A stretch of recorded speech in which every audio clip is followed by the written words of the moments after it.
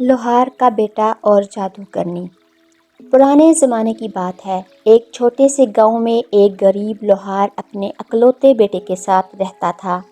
بیٹا ضدی اور مغرور تھا۔ ایک دن اس نے اپنے باپ سے کہا، ابا میرے لیے ایک ایسی تلوار بنا دو جس کی دھار فولاد کو بھی کاٹ ڈالے۔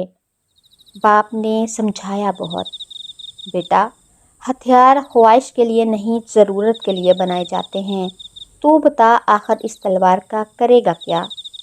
مگر بیٹے نے ضد پکڑ لی۔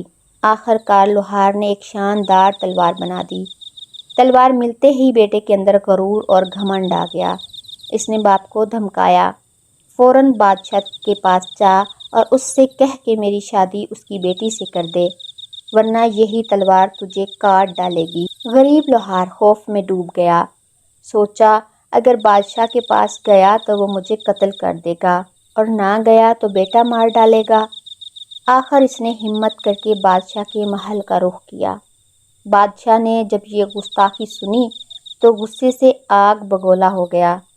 وہ چاہتا تھا کہ وہیں جلاد کو حکم دے کر لوہار کا سر قلم کرا دے، مگر اس کا وزیر عقل مند تھا۔ اس نے بادشاہ کو مشورہ دیا، جہاں پناہ قتل کرنے سے چرچا ہوگا، لوگ مذاق بنائیں گے، بہتر یہ ہے کہ ہم ایسی شرط رکھیں جو کبھی پوری نہ ہو سکے۔ بادشاہ نے کہا، ٹھیک ہے، جاؤ لوہار، ہم تمہارے بیٹے کا رشتہ منظور کرتے ہیں، مگر شرط یہ ہے کہ تمہارا بیٹا ایسا کارنامہ کرے جو آج تک کسی نے نہ کیا ہو۔ لوہار شکر بجا لایا کہ جان بچ گئی۔ وہ شرط اپنے بیٹے کو بتا کر اس کے ساتھ سفر پر نکل پڑا۔ راستے میں وہ ایک گھنے جنگل میں پہنچے، جہاں ایک عجیب منظر دیکھا۔ ایک شخص آگ کے چولہے میں پاؤں ڈالے بیٹھا تھا اور ابلتے تیل میں پکوڑے تل رہا تھا۔ بیٹا چونک اٹھا، ابا یہ تو انوکھا کام ہے، یہی سیکھ لیتے ہیں۔ مگر اس شخص نے کہا، میرے آگے میرا استاد بیٹھا ہے، وہی تمہیں سکھا سکتا ہے، مجھے یہ کام سکھانے کی اجازت نہیں ہے۔ وہ دونوں آگے بڑھے تو دوسرا شخص ملا جو اسی طرح اپنے پاؤں آگ میں ڈالے بیٹھا تھا اور تیل میں جلیبیاں تل رہا تھا۔ پھر تیسرا ملا جو اس گنے کے رس سے گڑ بنا رہا تھا۔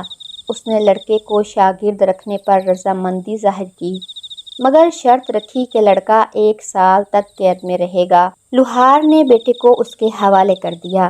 کمرے میں قید ہوتے ہی بیٹے کو معلوم ہوا کہ یہ جادوگر ہے اور کئی لوگ پہلے ہی وہاں مارے جا چکے ہیں۔ کمرے میں ہڈیاں بکھری پڑی تھیں، مگر بیٹا ہار نہ مانا۔ اس نے ایک بڑی ہڈی کو ہتھیار بنایا اور دیوار میں سوراخ کر کے دوسرے کمرے میں نکل گیا۔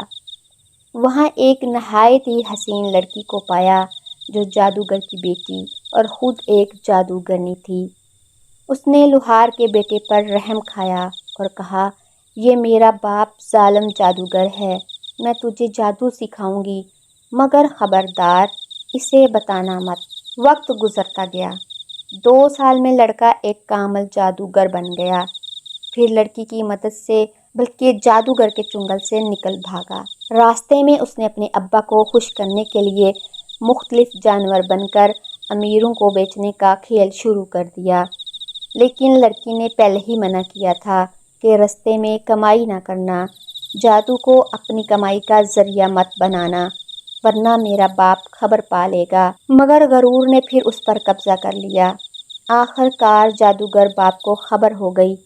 وہ بوڑھے فقیری کا روپ دھار کر سامنے آ گیا اور لڑکے کو جادو سے قابو کر لیا۔ دونوں کے درمیان زوردار مقابلہ ہوا۔ کبھی لڑکا پرندہ بنتا تو جادوگر شکاری بن جاتا، کبھی وہ شیر بنتا تو جادوگر ہاتھی کا روپ دھار لیتا۔ آخر کار لڑکے نے ایک ننھی مکھی کا روپ دھارا اور سیدھا مسجد کے محراب میں جا چھپا۔ جادوگر جب وہاں پہنچا تو مسجد کی حرمت کے باعث اس کا جادو بے اثر ہو گیا اور وہ جل کر راکھ ہو گیا۔ اس طرح لڑکا اپنی جان بچا کر اپنے باپ کے ساتھ گاؤں واپس آیا۔